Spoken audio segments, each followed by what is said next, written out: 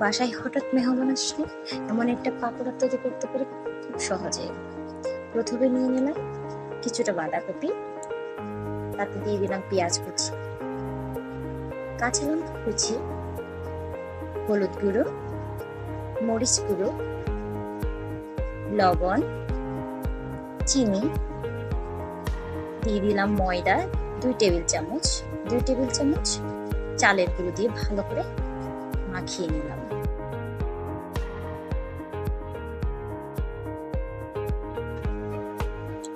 এরপর একটি কড়াইতে তেল গরম করে একে একে পাকোড়াগুলো দিয়ে দিলাম।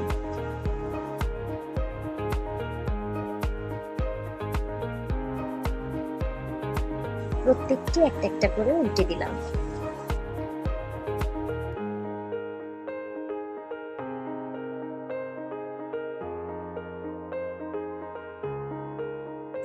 ঝটপট তৈরি হয়ে গেল আমার বাঁধাকপির পাকোড়া।